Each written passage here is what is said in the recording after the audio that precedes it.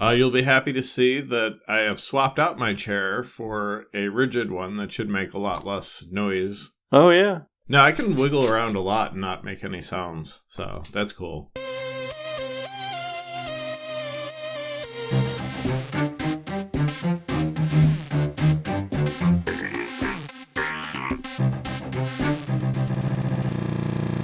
Welcome back to Cartridge-Based Radio, Brad.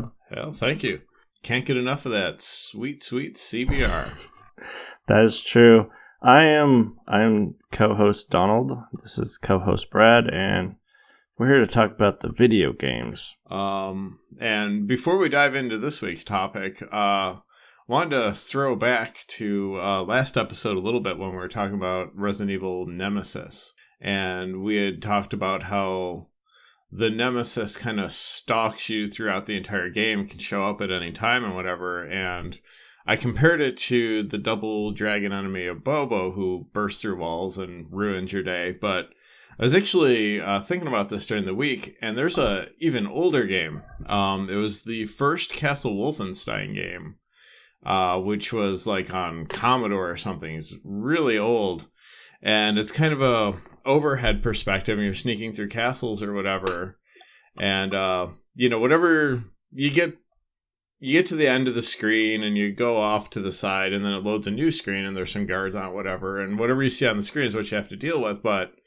there's also an enemy in there that's the SS will chase you, and they just will show up at seemingly random intervals and pop up on the screen and make the loudest sound in the game. And this like very early 80s recorded digitized voice German that's terrifying. And I thought of that this week, and that is kind of the precursor to the Nemesis, where these Nazis in this obscure early era Commodore game, the first Wolfenstein. So I think I played that on the Apple IIe. That could have been, yeah. I think it was probably on the Commodore too, but I played it on the Apple. Yeah, I don't even know what the original source was. I played it on one of the Atari systems that had a disk drive, and 90% of the games for that were converted over from other systems. So I don't really even know where it originated. I usually just assume Commodore because that's where a lot of it came from. The game me and my brother played most on Commodore was the Castle. Did you ever play that one? No, I don't think I did. It's just your basic top-down, run around, pick up treasures. I don't know, early D&D on a computer? No, it doesn't sound so bad. No, it probably doesn't hold up now. Yeah, one of these days we'll do a show about just some of the utterly insane things that were available on the Atari. One that stands out to me was this German game called Nodral, where you were a flying sneaker and you went through a maze and you were chased by brooms and toilets and televisions, and it was all in German, so who knows what was going on, but it was completely insane. That actually sounds pretty great. I was little at the time, so I didn't really know about drugs. But the people who made that game were definitely on drugs, in retrospect. We were big Commodore 64 kids. Yeah, I had that weird, I think it was an Atari XE. So I had like just all pirated Commodore games. So we probably played at least some of the same games. We had like Tank and Castle, and then there's one about brushing your teeth. Yeah, I kind of remember that one. That was not good. No, but you learned a valuable lesson. Don't buy that game. No, that was one of the games. We had the tape drive because, we were fancy kids, and we would get Programming Atari magazine, and every issue would have just code in the back, and me and my brother would sit there and I would read the code and he would type the code and we'd listen to the tape go rrr, rrr, rrr. And then at the end you're like, okay, run it, and then if it ran you're like, we got a free game for nothing except for hours of our lives. Yeah. Oh, and if you had one typo, the whole thing wouldn't work. Yeah, or we actually, like on Tank, we would start putting in typos because we'd learn stuff from other games. And then you'd have sprites from Castle just running around inside of Tank. It was like, this is way better. You were hacking your own games when you were just a kid. We figured out, hey, these are lines for sprites, and they can go anywhere in another line for sprites. And I can't say we made quality games, but we made those games. Man, I thought I was hot stuff when I cracked the passwords in Mega Man 2. Yeah, those are easy to crack nowadays. You just Google them. Not that Mega Man 2 is such a difficult game that you really need to, figure out the passwords on yourself. It's quicker just to fight Airman than to guess what his password is. Yeah, you just kind of cruise through Mega Man 2. The other Mega Mans you don't really cruise through. No. But that's why 2's the best. I need to go back and play 3 sometime. Yeah, 3's really good. After that, they're okay. But yeah, I really like 3. 2's my favorite. The rest are fine. They're varying degrees of fine. They kind of get less fine as they go on. Yeah, and the first one is challenging. I think the last one is in the realm of meh. You start with wow and end up at meh, and then that whole Mighty Number 9 mess. My brother sent me, he was part of the Kickstarter, he sent me the DRM free version that he got with his Steam code, and I played it probably about a half hour and realized it was just the biggest pile of garbage. Biggest pile of garbage since Garbage Man and Mega Man 8. So, this was designed by Kenji Inafune, the guy who did Mega Man, and you suddenly realize that one man didn't make Mega Man. A team made Mega Man, and a team made quality Mega Man. He went off and found a team was like, we can do it too, and then the world resoundingly said, no, you cannot do it too. Well, first, the world said, here, take all our money. And then they found out that no, you can't. Well, this has me nervous because I have money sunk in the Bloodstained Kickstarter because I want a new Castlevania real bad. Yeah, I do too. But I watched the video and I was not. It was like the Galleon level, and I was not super sold on it. So that's a wait and see for me. But got my fingers crossed for you. They gave that level away for free to any backers, and my PC can't run it, but my brother's could, and he says it's tight when you've got your hands on it. Well, he said it feels like Symphony of the Night. Yeah. So those are the words I needed to hear. So, yeah, fingers crossed. I got the $60 physical version because I'm an idiot, but I wanted the Sword Whip. I don't know what a Sword Whip is, but it's a Kickstarter backer only weapon that they'll probably sell later. Whatever. If you don't know what a Sword Whip is, we're going to have a very bizarre conversation about Soul Calibur, because that is one of the weapons in the game. Well, I was thinking their Sword Whip is one thing, but his Sword Whip's probably a whole different bonkers thing. Like, probably, yeah. You use a whip and then a sword flies out of it, and then it becomes sentient and fights for you. Because that would be Castlevania. Oh, probably. There's tears. Anime lady's face comes in on the side of the screen. There's a pop concert for some reason. So, Sword Whips. And Soul Calibur. Or Soul Edge. Yes, or Soul Blade. So, Edge was the Japanese version, right? Yeah, and the arcade version. Even in the US, it was called Soul Edge when it was at the arcade. So, as far as I could tell, because I fired up the Japanese PlayStation version, yeah, it's the US version, except for the voice that says Namco at the beginning is a Japanese girl instead of a European girl.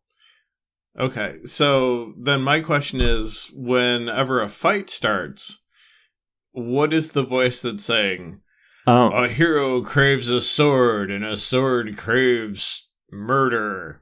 Is it a little Japanese girl? Because that'd be amazing. It would be amazing, but it's literally just the U.S.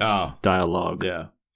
So I boiled it down to they probably know what it's saying, but we're Americans, so if something's presented in Japanese, we're like, oh no, foreign language, can't play this game.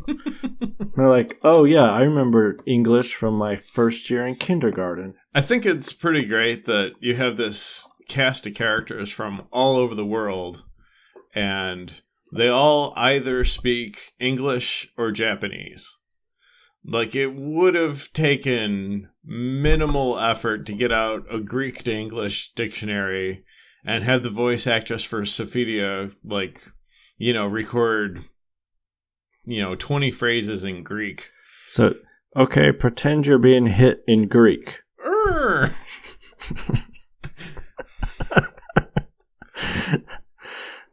So, I have fond memories of Soul Blade and Soul Edge. I went to the arcade and I would throw quarters in them. So I sat down this week to play me some Soul Edge and Soul Blade, and I probably, like most people, have moved on to Soul Calibur, just because that's the ones they keep producing. And this is one of those situations where you can't go home. It's really tough. That game is ugly as hell. It's not as bad as, like, Battle Arena Toshinden. No. But it's close. Yeah. But the thing that really, I could ignore the graphics. The thing that hooked me the most was there is no linking between moves in Soul Edge. No. There's a hard end to each move, and the Soul Calibur games does a really good job about flow between moves. Yeah, you can play Soul Calibur and not necessarily know what each move is going to be, but it has a feel to it where you're kind of button mashing, but not really, because you sort of know how it's going to work out, even if you haven't memorized all the move lists. Like, it's really intuitive that way. It's kind of got a rhythm to it, unlike any other fighting game. Like, if you can figure out the 1, 2, 3, pause 4, you can rip anything up, especially with Maxi. It's another thing that's kind of nice is that the way that you do the moves, like, makes sense. Like, if you are retreating and you're hitting back and then you decide to do an attack, it's an attack that'll help you keep retreating.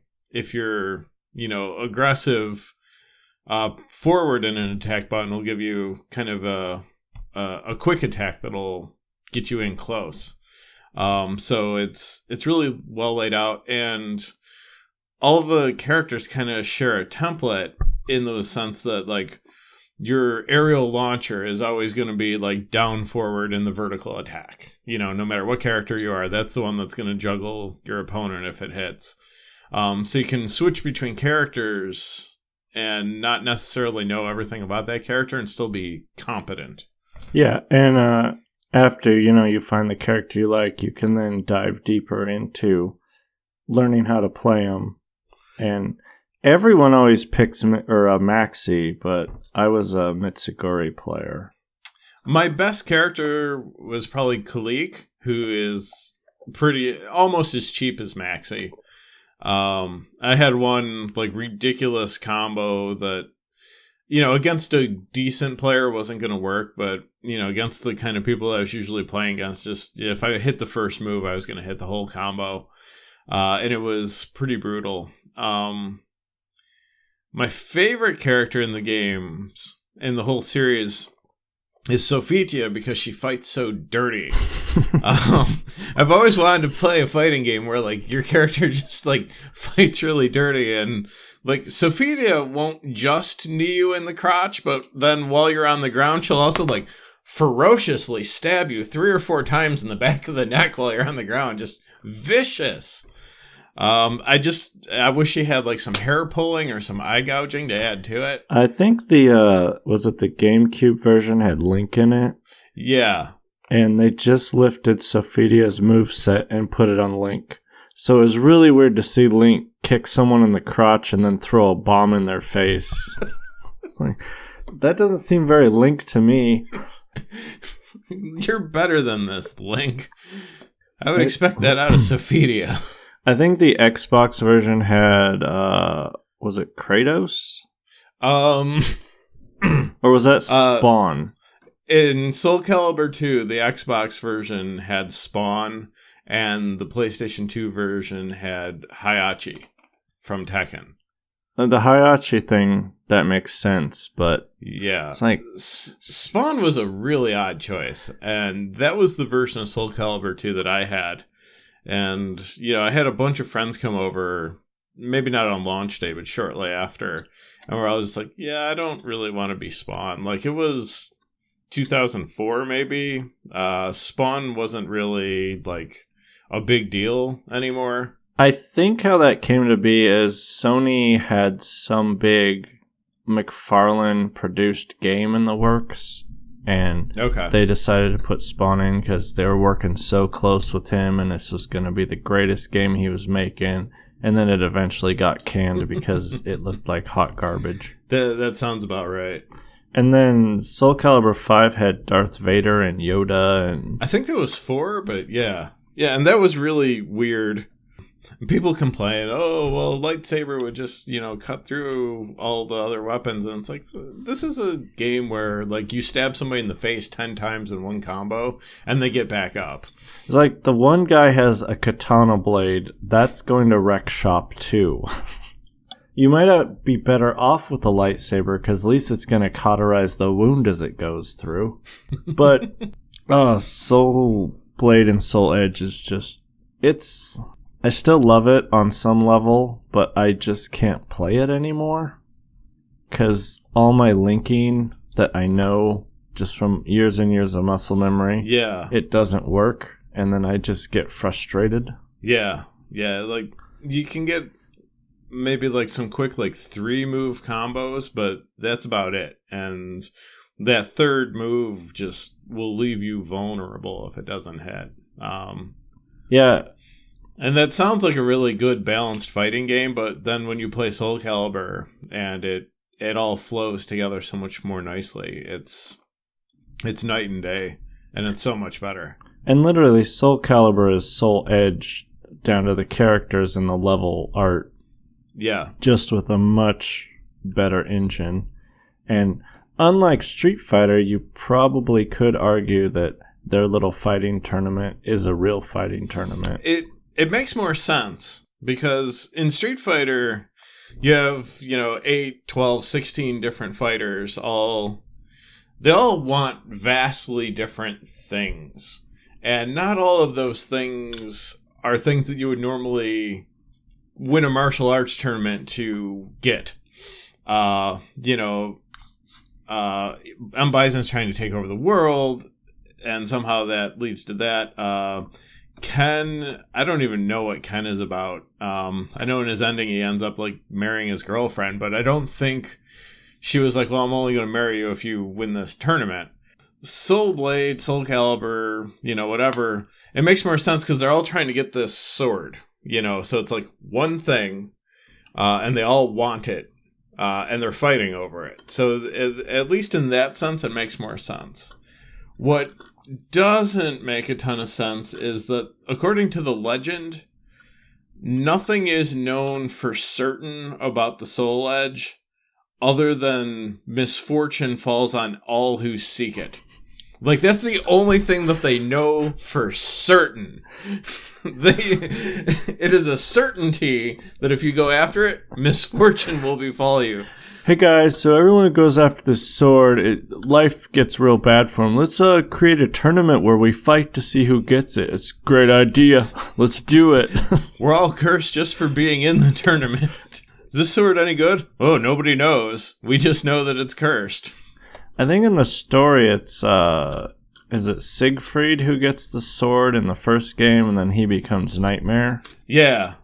But then Siegfried's also in Soul Calibur and he can fight Nightmare. Yes.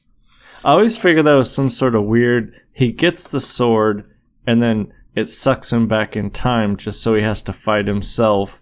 And he's trapped in that body, and he's trying to tell himself to please stop fighting for this sword because this is what you become. And the Siegfried doesn't understand because he's speaking Japanese. He's like, I don't understand you, and I'm gonna keep fighting for this sword. Just delicious irony.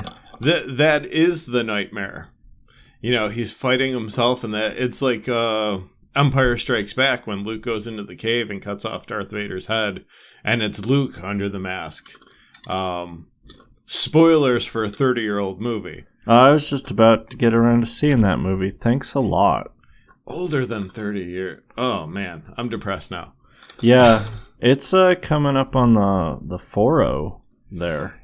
Yeah. Because that was 82? 80, I think. First one was 77. Yeah, it was. Yeah, because they were 3 years apart. Star Wars, Alien, Return of the Jedi. Oh, right. Yeah, your list. Yeah. That you forgot to put Jurassic Park on, too. Listen, I love Jurassic Park, but Tombstone is better. You ain't no Daisy. Because literally we're having this argument, cowboys versus dinosaurs. Childhood worked out exactly as I expected it would have. I didn't see what movie you picked for 2001, but I know it wasn't the documentary about street racers in San Diego, starring Paul Walker and Vin Diesel.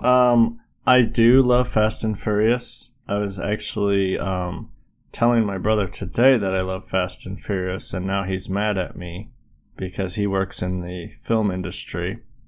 But no, I did not pick. I know I picked Matrix in 99 because that's the only movie in that series. There's no other movies in the Matrix trilogy, as far as I know. So would you say 2001? Donnie Darko. Yeah, that movie's fine, I guess. It doesn't really have as many cars or street racing. It's got an airplane engine that lands in a house. Spoilers. What it doesn't have is a conversation that goes, "Hey man, he was in my face. I'm in your face."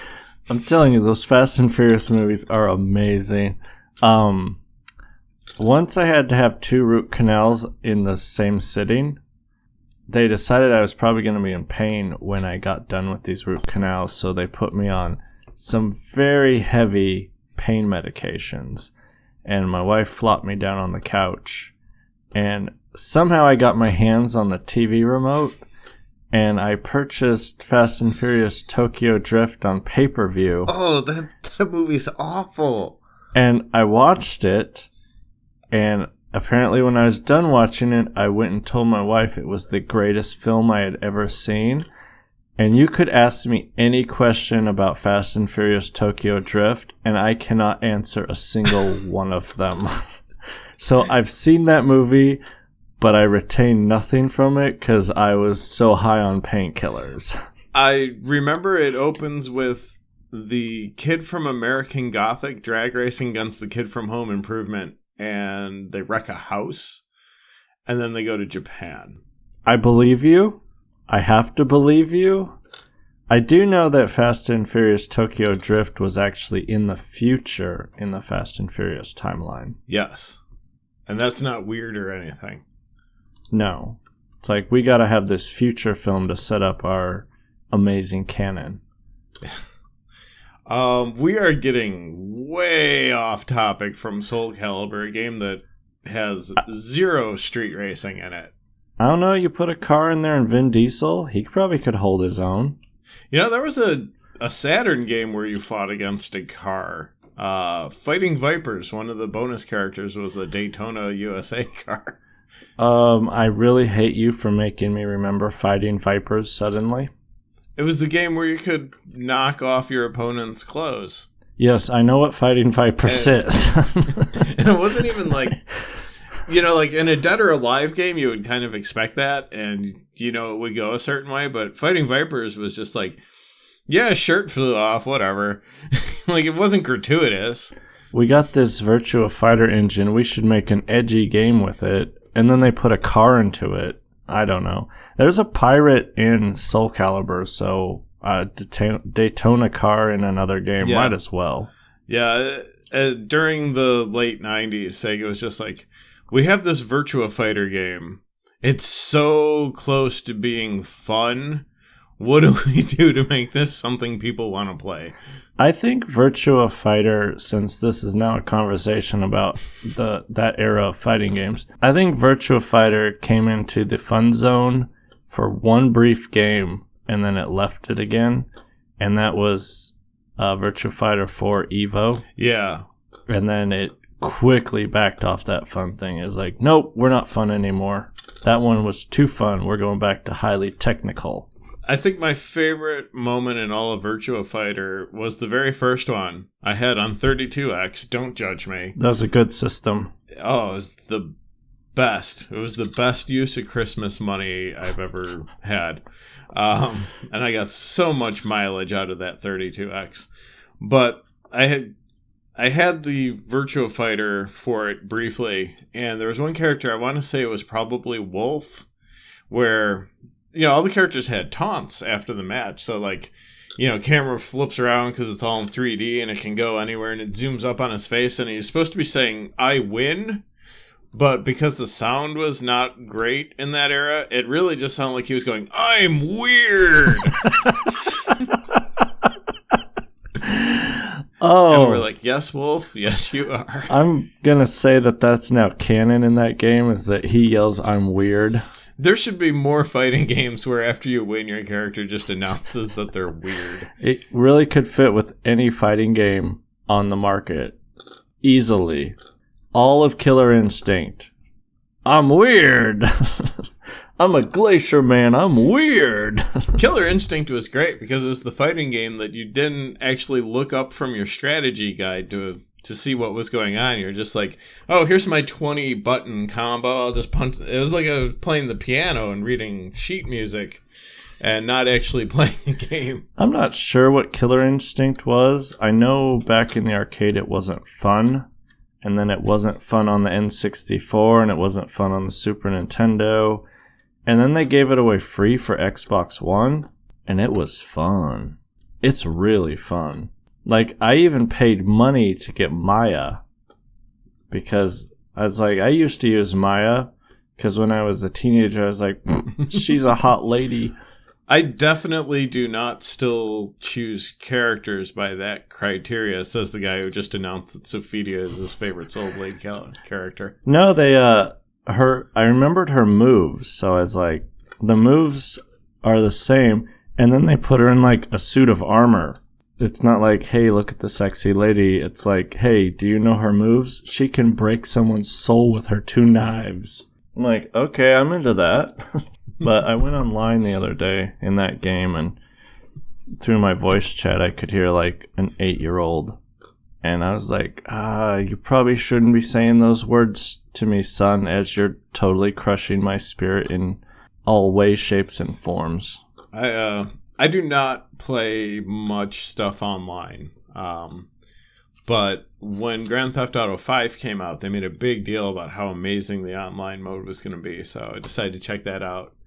And I don't have a headset, so all the dialogue was just coming through my speakers.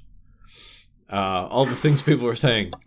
Oh, no. Yeah, my wife was home. It was super loud also. Like, it was 10 times louder than the normal volume of the TV. And it was like I just allowed, like, 2 super, super racist 10-year-olds with Tourette's into my condo. No. Yeah, I tried Grand Theft Auto 5 online, and I was in a parking lot, and I couldn't get out, because apparently the online was broken when it launched, and then by the time they got it fixed, I had already moved on, because I had beat Grand Theft Auto 5, and I didn't want to play any more Grand Theft Auto 5. So, it was broken, so everyone's just standing around this giant parking lot, and you could see other players, and your mission was to get into a car with Franklin's friend. I forget his name. But there was no prompt that would actually let you in the car. So it's just all these people in a parking lot right outside the airport like, what do we do? It's good times. Wow, we kind of went in some ways in this episode, didn't we? Yeah, our Soul Blade show has turned into a general discussion of 90s fighting games and also Fast and Furious. The problem is there's not much to talk about in Soul Calibur and Soul Blade because it works, it's fun, but I can't point at it and say, okay, well, here's the deep, important lore of this game. The storyline is incomprehensible. Like, I can tell you more about the Dead or Alive storyline than I can of the Soul Calibur, and I think Soul Calibur is a much better fighting game. I know there's Zack, and he has an island, but that's in the volleyball game. The volleyball in the volleyball game was not as good as I would have hoped. I never played the volleyball game, but I think we now must discuss that you played the volleyball game. I'm not sure that I actually did. I think my brother had it wasn't the volleyball game. It was like the one where it was like an island resort and it had a whole bunch of mini games in it. Yes, that is the volleyball game. Okay. And the volleyball wasn't fun, but the jet ski was like really fun. And he was kind of mad because it was super fun, but he couldn't play it because everybody's like, guy's playing Dead or Alive, pervert. Which is kind of what the experience of just playing regular Dead or Alive is like too, because it's a solid fighting game that I only play when no one else is home. Out of sheer embarrassment, not for other reasons.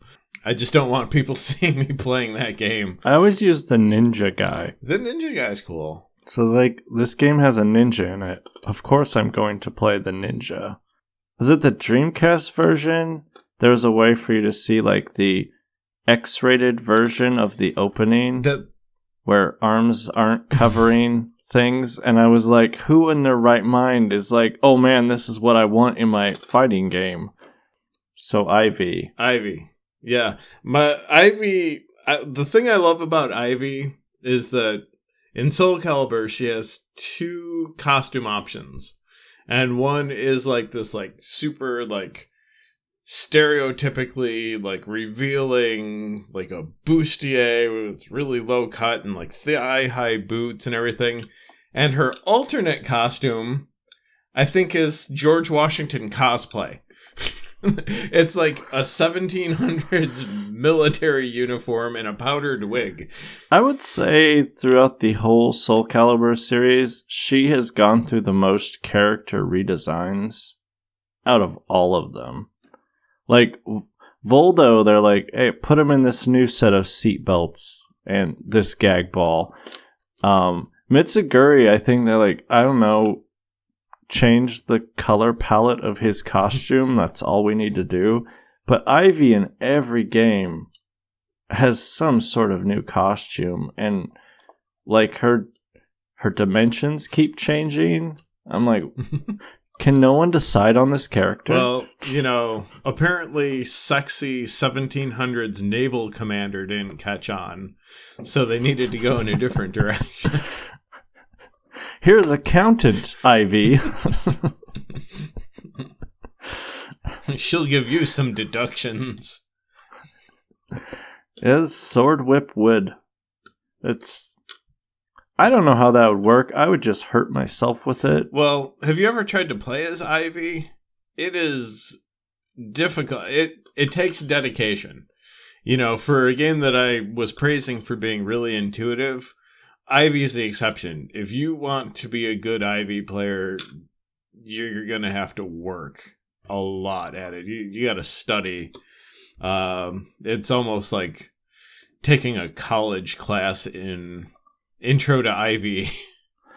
I'd say the same for Voldo, but the reason you have to be very focused on that is so you don't get oogied out while you're playing Voldo. Yeah.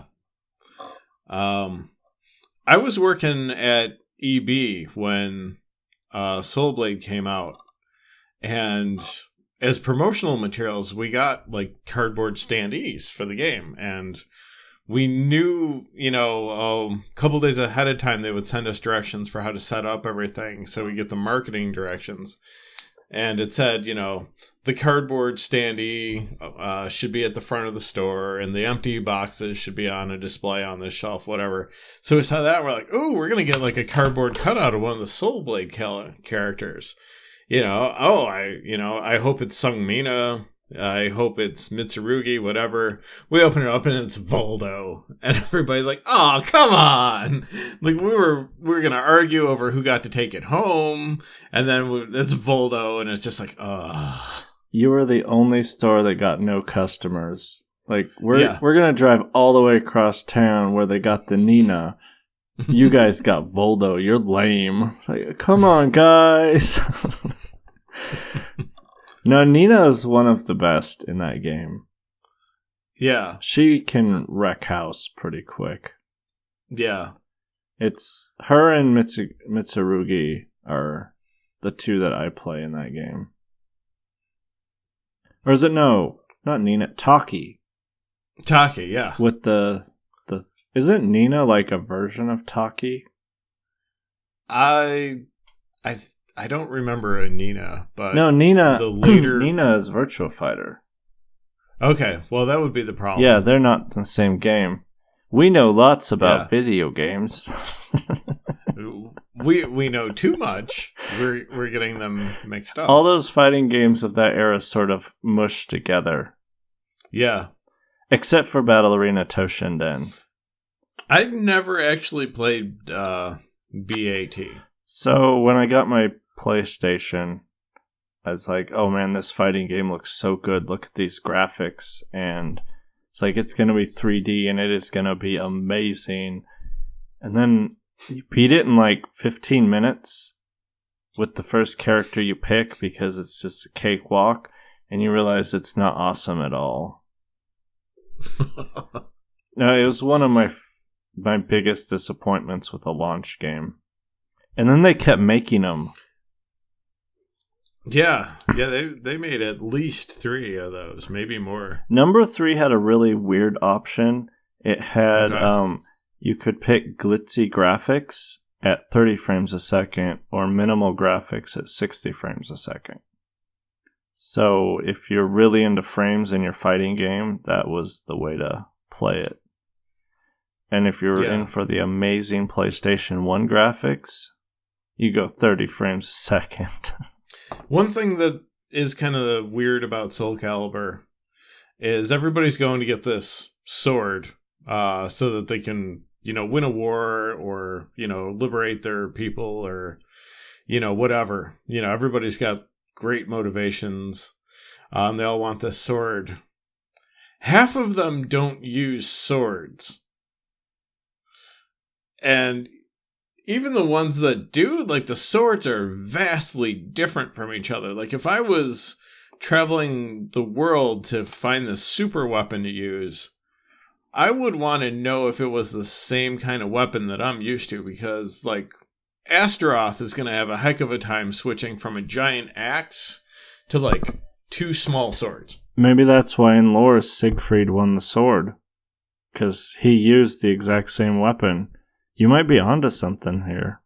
What was Cervantes' wish with the sword? Like, to keep being a pirate?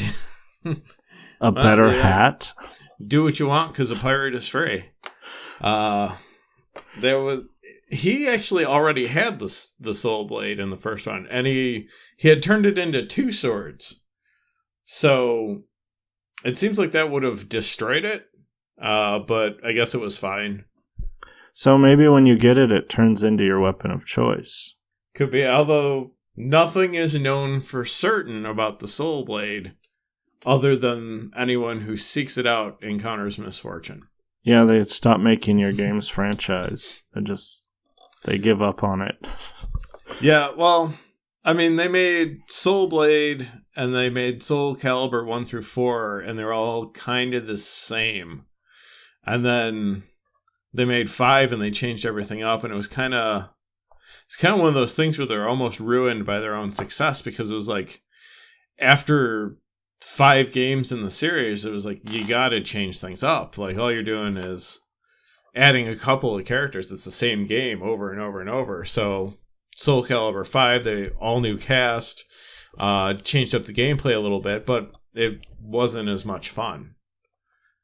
So No. It was like, what do you want? Do you want just like another game that's exactly the same as the last 4 that we've released, or do you want a whole new thing but it's not as good? I wanted one that was the same as the last 4, with some new characters, some new backgrounds, and maybe some new visual touch-ups, but I didn't want 5.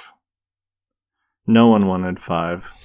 Yeah, I mean, it's tough because it's like a new Soul Calibur game comes out, and it's got all these new characters or whatever, but you could still just like jump in with your best character and do your favorite combo and win all the matches, and it's like, I'm still kind of doing the same thing. You know, it's almost like they need to keep all the characters but give them all new movesets, but I think that also would probably upset, you know, hardcore players of the series. It's kind of a no-win situation, except that you can just keep putting out the same game and making money, so you do still kind of win. I mean, the truth is Soul Calibur peaked on the Dreamcast. Probably. That was definitely the peak of the Dreamcast, which is not what you want out of a launch title. Is for it to still be like your best game 2 years later when you're packing up the system and calling it a day. My 2 favorite Dreamcast games are Soul Calibur and Marvel vs. Capcom 2. That is a pretty solid choice there. Yeah. Just for that Marvel vs. Capcom 2, it's got the original gonna take you for a ride in the main menu. I think they had to change that later in the arcade or the Xbox Live version because of licensing garbage. But yeah, you can just leave it on the menu and it'll keep saying take you for a ride over and over and over. Dreamcast also got the best version of Street Fighter Alpha 3, which was one of my favorites because the announcer in that is just amazing. It's a fight or die. There is no other choice. I actually have that too in my Dreamcast collection. And I sold it, but I wish I hadn't. I had that Street Fighter EX where they tried to go 3D with it. Yeah, that was... It was awkward and weird, and there was that guy dressed as a skeleton. And it was so crappy. And the naming on that series got out of control. It was like Street Fighter EX plus Alpha Gold Part 2. Yeah, is it Third Strike? That's like the best 2D Street Fighter game. Third Strike was the final of the Street Fighter 3s. And it's a pretty good game. I'm partial to Alpha 3. Okay, maybe I'm thinking Alpha 3. I mean, it's really, you know, there isn't a definitive right answer. Which is the one where the lady has the ribbon? That sounds like Alpha 3. There's a character, I want to say, named Rose, who has a ribbon and she can, like, fling your projectiles back at you. Yeah, I really like her. Yeah. So, whatever game that's in, because Street Fighter there for a while got really blurry because they released games faster than Ubisoft releases Assassin's Creed games.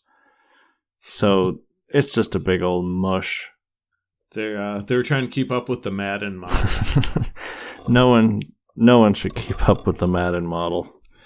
With Capcom games, you really just wait until the third version comes out, because that's going to be the one. You know, it's going to be Third Strike. It's going to be Ultra Super Street Fighter 4. You know, whatever. Don't fall for buying one of the first 2. No. Unless it's Turbo Street Fighter 2 for the Sega Genesis. Well, yeah, that was pretty great.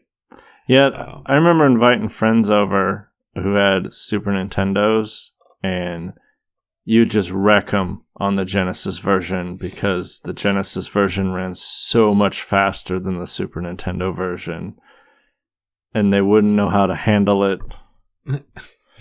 I thought you were going to say that you'd wreck them on the Genesis version because the Genesis controller only had 3 buttons. Oh, no. They didn't know what to do. I had the 6-button controls. You were fancy. I was serious about my Street Fighter. Fighting games are one of my favorite genres. So I play them.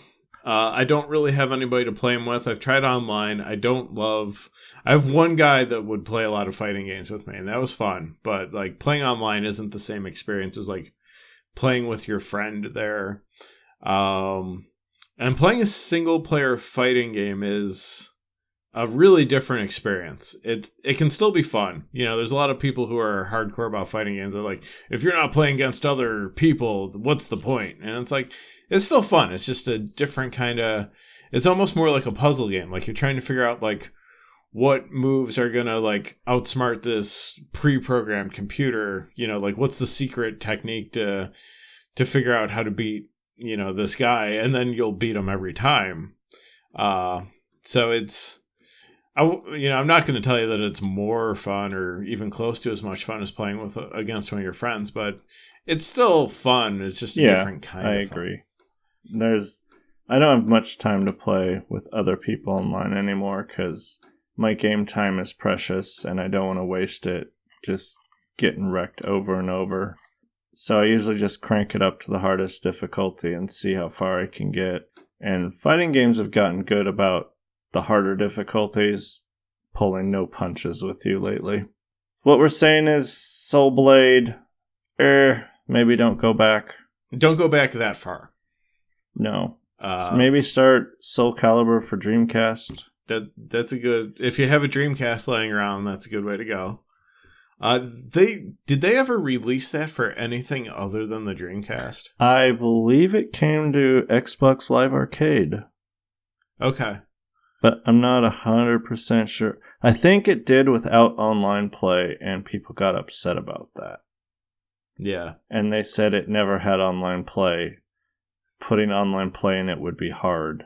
And whatever. I'm actually pretty sure it would be pretty hard to just insert modern online net code into a game that old.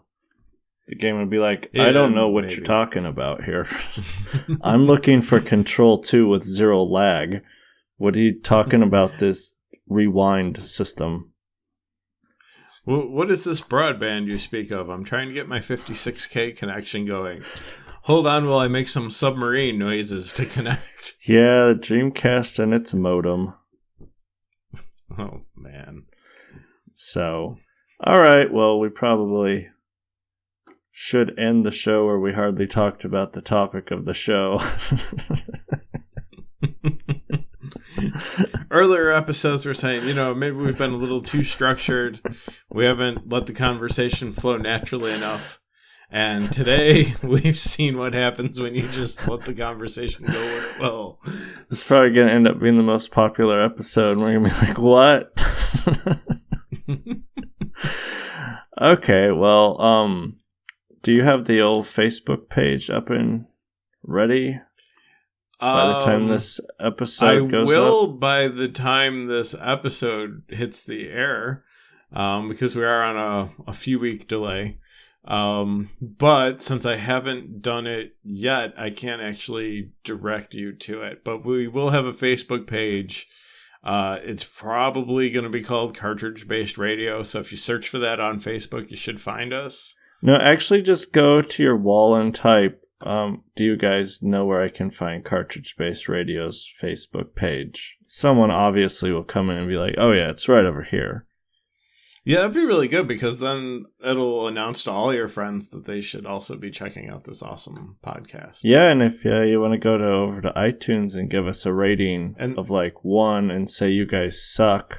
Yeah, but also subscribe. Yeah. Even if we suck, subscribe, yes. Please. So you can hate listen while you sit in traffic and just have like the most miserable day. We'll be the morons coming out of your speakers, and we're fine with that. All right, Brad. All right. I will see you next week. Sounds good.